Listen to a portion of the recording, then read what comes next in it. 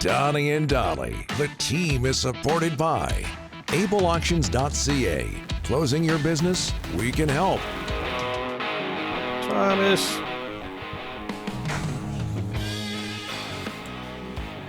Friday, and all today's guests, including Thomas Drance, standing by in Penticton. Rick's excited about that. Yeah, exactly. Brought to you by the Bayside Oceanfront Resort. Dive into West Coast luxury, Rick, with oceanfront rooms, a seaside restaurant, and relax in their indoor and outdoor pools with free parking, on-site cafe, fitness center, and so much more. Your ultimate escape awaits. Book your stay today. Call 250-248-8333 or visit us at BaysideResortParksville.com. Day 2 of Canucks training camp in Penticton, covering it for The Athletic and for us, Thomas Drance. He joins us from the Okanagan. How are you, sir? Gentlemen, I'm doing well. Still here. Been here for 9 days now. And looking forward to getting day 2 underway and seeing what the Canucks have in store with us. Day 1 was pretty fast-paced, pretty focused on rush attacking. And, that put the goalies in what Rick Tocchet described as an unfair spot. And that sort of made the contrast with Thatcher Demko's commentary yesterday, his sort of reveal of sort of the nature of what he's been dealing over the course of the summer. The unprecedented nature of this injury. All sort of the more pertinent in my mind anyway, because look, Canucks goaltending got lit up with a variety of the Canucks' best shooters skating at them at 1,000,000 miles per hour, 3-on-1s, 2-on-0s. Hopefully it's a little more settled. Maybe some D-zone coverage work today. Rebuild the depth goaltender's confidence. That's kind of what I'm hoping to see at day 2 at camp. We've talked so much about Thatcher Demko. Here's something else I wanted to bring up. Rick Tocchet has talked a lot about wanting to increase team speed. You talked about what they looked like yesterday, how fast that team looked. And I realize it's day 1 at training camp, so I don't know how much you can read into that. But do you believe this team, and this is what Rick Tocchet wants, is faster? Very possibly. I mean, I thought Mikheyev had his burst back toward the end of the year. Lafferty obviously was one of the fastest wingers in the league last season. So, you sub those guys out, you replace them with, Sherwood, who's definitely a burner. Certainly Danton Heinen can move, and Jake DeBrusk is a heck of a north-south attacker. And yeah, I mean, I think there's a possibility that this team is faster. I don't think they're slower, despite losing, 2 guys who are 80th to 90th percentile skaters in this league, and Mikheyev and Lafferty. Lafferty's probably more like 95%. Mikheyev certainly is 95% when he's healthy, which he very well might be this year.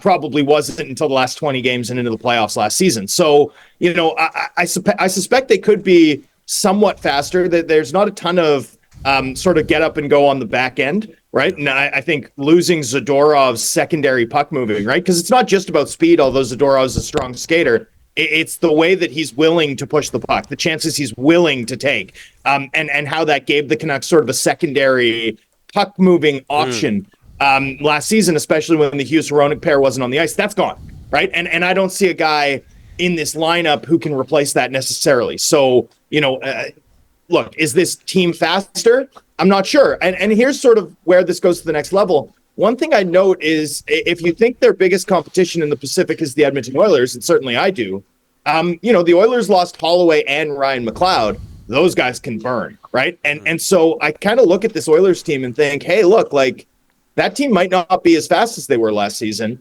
So even if the Canucks are nearly as fast as they were, right, relative to their competition, they might still be faster than they were last season, where they didn't have a speed edge against the Oilers up front. So, it's complicated. It's a complicated thing. I don't see that they're faster necessarily, but they definitely look like a team with jump. Thomas, one of the great things about a deep prospect pool is at training camp, you always have 2 or 3 kids pushing for a spot with a major league club. Is there anybody, because you were at the Young Guns as well, is there any young kid that you see right now that is really going to force the Canucks to make a tough decision at the end here at camp? Yeah, I mean, it's such an interesting framing that you just put, because I think partly why there isn't is some of the choices that the Canucks made in the summer. And I'm not being critical. This is just realistic, right? In a world where the Canucks had signed or retained Elias Lindholm, for example, right? Yep. And then you weren't able to bring in Heinen and DeBrusk, right? Then we'd be looking at this group of Arshdeep Bains and Atu Ratu and Jonathan Lekaramaki and being like, okay, look, like there's going to be real opportunities on the wings for somebody, right? But when you bring in Sprong and DeBrusk and Heinen, and Sherwood, that opportunity becomes much harder to come by. And now I think we might be looking at like center, right? Especially, Teddy Blueger's not here. They say it's day to day. Doesn't seem to be a concern. They posted a video of him doing the gritty on their socials, so that would suggest that his timeline really is day to day, a true day to day. Able to gritty already, solid signs of progress. But maybe the opportunity's there for a guy like Nate Smith, right-handed centerman, who they brought in sort of more of a quad A option when he signed, but they don't have another right-handed centerman. Could he, make an impression here? Max Sasson, right? Max Sasson, Neil Zaman, like those, there might be opportunity for those gentlemen. And likewise, I guess we'd add goalie, right? I mean, Artur Silovs is still Calder eligible. We don't think of him as a prospect in some ways, but we probably should, right? Like, and it looks certainly like he's locked into a roster spot, regardless of Demko's status, like regardless of Demko's timeline. Pretty clear that this team views him as their first choice backup. And heck, he might enter the season as their first choice one, depending on when exactly Demko returns. Are you a little concerned when Pettersson told the media that, the tendonitis in his knee still bothers him? Yeah, I mean, a little bit, but I'm not concerned about Pettersson, right? Just as a general rule, I'm not concerned about Pettersson. We'll have to see. He looked great yesterday. Like, I couldn't see any difference in his skating stride or power. Him and DeBrusk did some very fun stuff, like some stuff for day one of training camp that you'd look at and be like, okay, you have my attention. You have my curiosity at the very least. I'm not worried about Pettersson's tendonitis. Tendonitis is something that, often is nagging, right? It's often a pain tolerance issue. Obviously, you'd love for it to be completely clear. But, I'm coming out of camp and thinking about what volatility, could impact this team this upcoming season. And, sort of on my list of concerns, I'd rate Pettersson and his tendonitis and his performance down the stretch last season, several rungs below Thatcher Demko's status, right? How you deal with an unprecedented injury, what it means in terms of his timeline, what it means in terms of his workload when it comes back, what it means in terms of re-injury risk going forward, right? I mean, there's so much there that, I don't know. I don't think Demko knows. The Canucks don't know. Science might not know, given the lack of research into his specific injury. So, to me, that's the red flashing light uncertainty sort of factor that I'm stewing on coming out of day one. Pettersson, tendonitis, regression, sort of any of the other things you could point to. Lack of puck moving on the back end, it all feels pretty small potatoes relative to the big story, which remains, the Canucks Vezina nominee goaltender. Thomas, as we wrap up here, Quinn Hughes and Filip Hronek weren't in the same groups yesterday, so obviously they weren't paired together. What would it mean to the Canucks if they were able to go forward with that without Hronek and Hughes playing together? I mean, look, in your mind's eye, it could be good. I think the purpose of it would be to challenge Hronek to be more assertive, drive his own pair, help drive offense, himself without deferring to Quinn Hughes. But I think you do need to have, an option that allows you to get the slash and bear. Am I frozen again? You're frozen for a microsecond. Frozen again. Yes. Keep going. Frozen again. I'm frozen again, boys. Look at this. Yeah. This is there classic. you go. You're back. Okay. Go back to and frozen. Moving very quickly.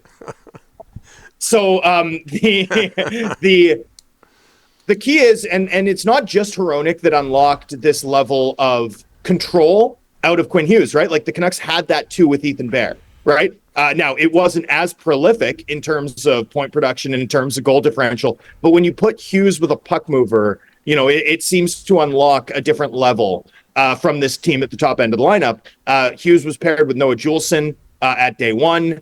I expect that to continue.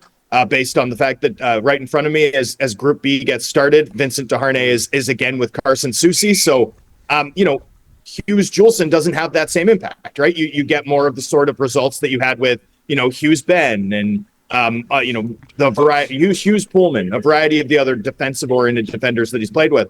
I don't think you can lose that. I don't think this team's positioned, as much as Hronek would punch up the second pair, I don't think they're positioned to lose what they got at the top of the lineup from Hughes and Hronek as it stands. But if they can bring in, a guy who's got like Ethan Bear pedigree, you don't need another Hronek, but you need another Ethan Bear. Then certainly I think it's something that could help diversify this team's attack and get them to a point where, they're not just praying for goals in those moments when Quinn Hughes is sitting on the bench getting a breather. They're on the ice. Get to work, Thomas. Get to work. Get out of the hotel. Thanks for this. Will do. Thanks, boys. You bet. All right.